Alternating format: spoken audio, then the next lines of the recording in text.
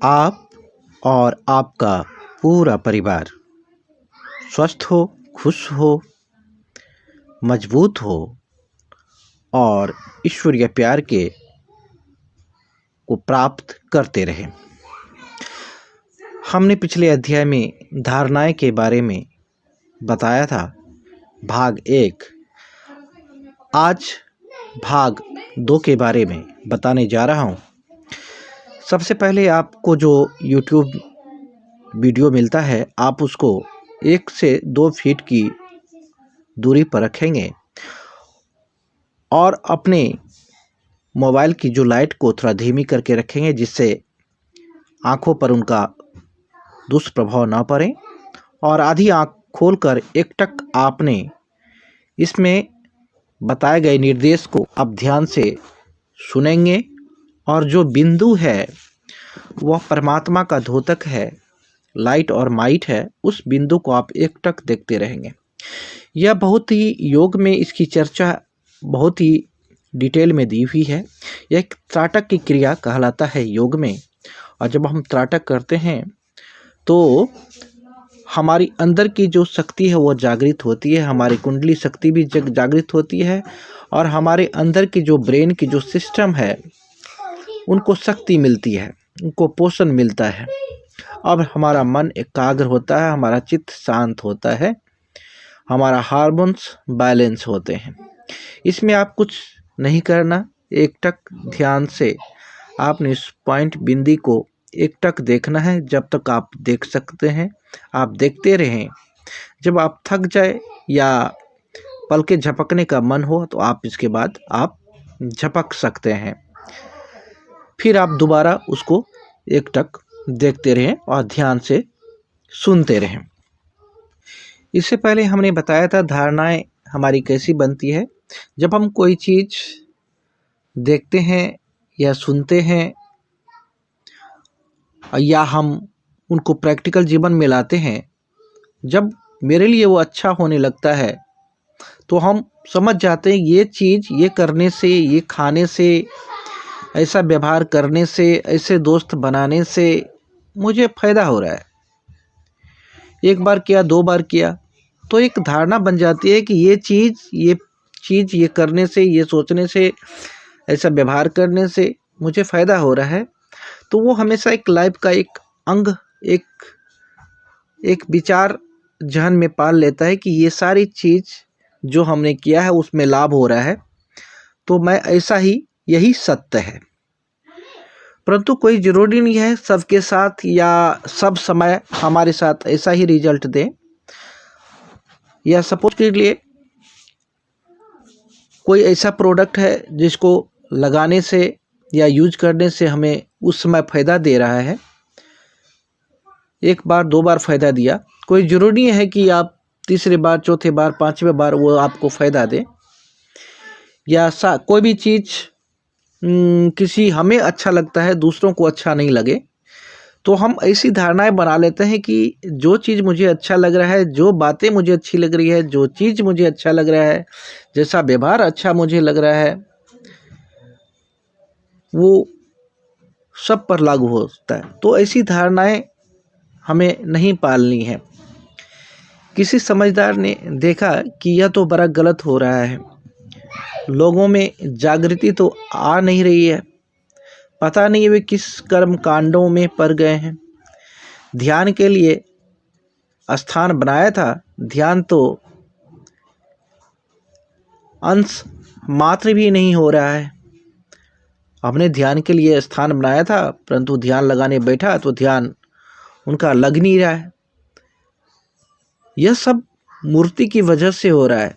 शायद मूर्ति नहीं होती तो इतना उपद्रव नहीं होता। उसने लोगों को एक धारणा दे दी कि मूर्ति की पूजा नहीं करनी चाहिए। धारणा देने के पीछे एक ही मकसद रहा होगा कि लोग इन कर्मकांडों में नहीं पड़े और स्वयं के चित्त को देख सके, उनमें जागरण आ सके। तो इस कारण से उसने एक धारणा बना दिया कि मूर्ति जब हमारे सामने रहता है तो ध्यान नहीं लगता। और उनका प्रचार प्रसार कर दिया। जब उससे दो समुदाय बन गए, एक मूर्ति को मानने वाला और एक मूर्ति को नहीं मानने वाला, असली बात से हमारा ध्यान बहुत जल्दी हट जाता है और हम कहाँ से कहाँ पहुँच जाते हैं। यह सिर्फ इसलिए होता है क्योंकि हम दूसरों की धारणाओं को पकड़ लेते हैं। यदि यह बात खुद की उत्पत्ति होती तो मनुष्य कभी नहीं भटकता। हर किसी ने अपने विवेक से कार्य किया होता तो उसका सही परिणाम आता। कुछ लोग ढेर सारे साहित्य का अध्ययन और अनेक व्याख्यानों का श्रवण करके अपने ज्ञान के भंडार को भर लेते हैं। वे समझते हैं मैं अब दुनिया को रास्ता दिखा सकता हूँ। वे इसका प्रयास भी करते हैं, लेकिन वह संपूर्ण रास्ता किसी को दिखाने में सफल नहीं हो पाते। महत्वपूर्ण बात यह है कि जीवन एक खोज है। हर जीवन को अपने बारे में स्वयं जानना होगा कि उसके लिए सही मार्ग क्या है। दूसरों पर निर्भरता को समाप्त करना होगा। इस डर से बाहर आना होगा कि बिना सहारे के आप अपनी जीवन यात्रा को सही रास्ते पर नहीं ले जा सकते। धारणाएं जीवन यात्रा पर लगा हुआ सबसे बड़ा बंधन है। उसे तोड़ने का साहस करें, तभी आपकी जीवन यात्रा आपके लिए बने उचित रास्ते पर चल पाएगी। अब तक जीवन भर मेहनत करने के पश्चात भी हमें कुछ हासिल होता दिखाई नहीं दिया तो यह छोटी सी बात समझने की हिम्मत जुटा लेना काम बन जाएगा। इस दुनिया में बहुत से ऐसे व्यक्ति हुए जिन्हें हम महापुरुष, भगवान, बुद्ध पुरुष, गुरु आदि नामों से पुकारते हैं। उनकी भी बड़ी संख्या है। क्या आपने देखा कि इनमें से किसी का भी समान मार्ग रहा हो, या हमको सबने समान मार्ग बताया हो, या कोई ऐसा हो जिसने हूबहू दूसरे की नकल की हो? सब में बहुत अंतर है। यहाँ तक कि कई बार तो वे एक दूसरे के विरोधी तक लगते हैं। लेकिन यह भी सत्य है, सब उपलब्ध पुरुष है। इससे यह भी साबित हो जाता है कि उपलब्ध वही हो सकता है जो स्वयं अपने जीवन की खोज कर सकता है। हम उन्हीं लोगों को पूजते हैं जिन्होंने नई खोज की है, लेकिन हम स्वयं नई खोज करने का साहस नहीं जुटा पाते, क्योंकि हम यह मान लेते हैं कि वे तो विशेष पुरुष थे, उनको तो परमात्मा का विशेष आशीर्वाद प्राप्त था। हम तो बहुत ही समान इंसान हैं। हमें वह सामर्थ्य कहाँ है? यही एक बंधन हमें अपने ऊपर बांध रखा है। वे विशेष इसलिए थे क्योंकि उन्होंने यह बंधन अपने ऊपर नहीं बांध रखा था। जरा अपने को मुक्त करें तो पाएंगे कि आपको भी सत्य दिखाई देगा। यह कोई ज़रूरी नहीं है कि हर इंसान का बड़ा नाम हो, हर एक के इतने अनुयायी हो। यहाँ पर यह विषय नहीं है। विषय सिर्फ इतना है कि सत्य को दूसरों की आंखों से देखने का प्रयास बंद करें। सत्य को स्वयं की आंखों से देखें तो जो भी दिखाई देगा वो आपके लिए उपयोगी होगा। मात्र दूसरों के बताए रास्ते पर चलने से या दूसरों की नकल करने से उपलब्ध नहीं हुआ जा सकता, क्योंकि अब तक कोई ऐसा नहीं हुआ। सबको अपना अपना रास्ता खोजना पड़ा, लेकिन हम सब नकल करने में विश्वास करते हैं। यह देखने की कोशिश नहीं करते कि सही क्या है और गलत क्या है। जिस बात को सभी लोग मान रहे हैं उसी को हम भी मानने लग जाते हैं। उसी में हम अपने आप को सुरक्षित समझते हैं। यह एक ऐसी परिपाटी बन जाती है कि हजारों वर्षों में लोग उसी रास्तों पर चलते रहते हैं। बच्चा पैदा होता है तब से उसे उसी रास्ते पर चलने की शिक्षा दी जाती है और वो अपने जीवन में इतना अधिक पाता है कि सभी लोग उसी रास्ते पर चलने लगता है।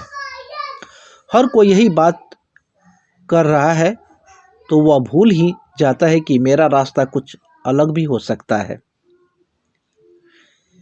यह जीवन का सबसे बड़ा भटकाव है। आप इस बात पर गौर करें कि यह जीवन का सबसे बड़ा भटकाव है। भीड़ के पीछे सुरक्षित रास्ता समझकर चलना जीवन का सबसे बड़ा भटकाव है। यह सबसे बड़ी त्रासदी हम सामूहिक रूप से झेल रहे हैं। हर इंसान को अपना रास्ता खोजना जरूरी है। हर इंसान में अलग अलग गुण हैं, उनकी पहचान वह स्वयं ही कर सकता है। इंसान में खुद में इतना विश्वास होना जरूरी है कि वह अपना रास्ता खुद खोज सके। हमेशा दूसरों से मांगते रहने से सिर्फ व्यर्थ ही मिलेगा, वह आपके कुछ काम का नहीं है। यदि दूसरों के पीछे लग जाएंगे तो वह रास्ता आपके लिए उपयुक्त नहीं होगा। आप हमेशा दुविधा महसूस करेंगे। आपकी ऊर्जा किसी और तरफ ले जाना चाह रही है और आप किसी और तरफ जा रहे हैं, तो आपको बार बार यह महसूस होगा कि मैं कुछ गलत जा रहा हूँ। लेकिन भीड़ से बाहर निकलकर अलग चलने की हिम्मत भी आप नहीं जुटा पा रहे हैं। यह स्थिति इंसान को बड़ा कमज़ोर बना देती है। लोग कहते हैं हमें अपने आप पर विश्वास नहीं होता, बड़ा डर सा लगा रहता है। जो लोग सबके एक रास्ते पर चलने की बात कर रहे हैं, वे इस समाज के साथ बड़ा गलत कर रहे हैं। हर इंसान किसी भी रास्ते पर चले, पर अपनी समझ से तो ही कुछ बेहतर हो पाएगा। किसी के अस्तित्व को मिटाने का किसी को कोई अधिकार नहीं है। हम मनुष्य हैं, जानवर नहीं हैं। इस बात को कभी भूलना नहीं चाहिए। मनुष्य को जानवर की भांति नकल करना सिखा देने से बढ़कर गलत कार्य और कोई नहीं हो सकता।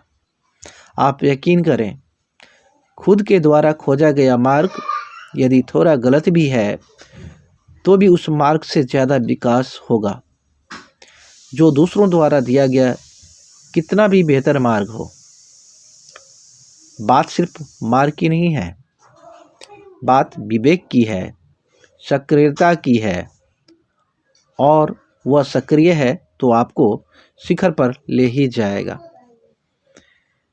तो बस आज इतना ही। इंतज़ार कीजिए कल तक। आप और आपका पूरा परिवार स्वस्थ हो, खुश हो, मजबूत हो और आपको परमात्मा का दिव्य प्यार मिलता रहे। ऐसी शुभकामनाओं के साथ बहुत बहुत धन्यवाद।